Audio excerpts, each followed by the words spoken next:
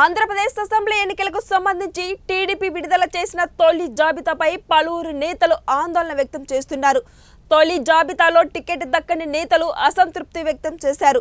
ఇన్నాళ్లుగా పార్టీని నమ్ముకున్న తమకు కాకుండా బయట వారికి టికెట్ ఎలా ఇస్తారంటూ మండిపడుతున్నారు.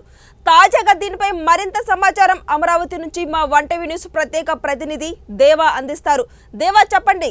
శాలిని, టీడీపీ జనసేన పొత్తులో భాగంగా తొలి జాబితా విడుదలైనప్పటి నుంచి రెండు పార్టీల్లో టికెట్ దక్కని వారు తీవ్ర అసంతృప్తి వ్యక్తం చేస్తున్నారు. ఇక తాజాగా తంబళ్లపల్లి నియోజకవర్గం టికెట్ ఆశించిన గొల్లా శంకర్ యాదవ్ అనుచరులు చంద్రబాబు ఇంటి వద్ద ఆందోళన చేపట్టారు.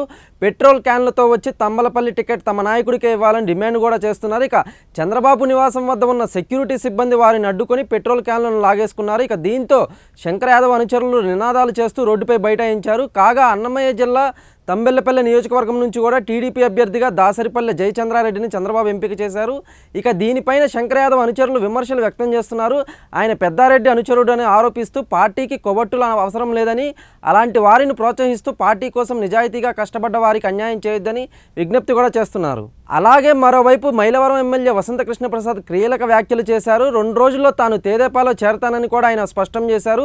మైలవరం నియోజకవర్గంలో కార్యకర్తలందరితో కలిసి చంద్రబాబు వద్దకు వెళ్తానని, ఆయన సమక్షంలోనే తెదేపాలో చేరతానని కూడా ఆయన తెలిపారు. ఇక దేవినేని ఉమతో తనకు వ్యక్తిగత ద్వేషాలు లేవని, తెదేపాధిష్టానం సమక్షంలో దేవినేనితో కలిసి అన్నీ మాట్లాడుకుంటామని కూడా ఆయన చెప్పారు. చంద్రబాబు, లోకేష్ను వ్యక్తిగతంగా దూషించాలని జగన్ సూచించారని, మైలవరం టికెట్ ఇస్తామంటూనే వ్యక్తిగత దూషణలు చేయమన్నారని ఆరోపించారు. ఆ పార్టీలో ఉండలేకే తెదేపాలో చేరుతున్నట్లు ఆయన వెల్లడించారు. వైకాపాలో ప్రతిపక్షాలను దూషిస్తేనే మంత్రి పదవులు ఇస్తారని తీవ్ర స్థాయిలో ధ్వజమెత్తారు. శాలిని, కెమెరామెన్ చంద్రతో దేవా, వన్ టీవీ న్యూస్, అమరావతి.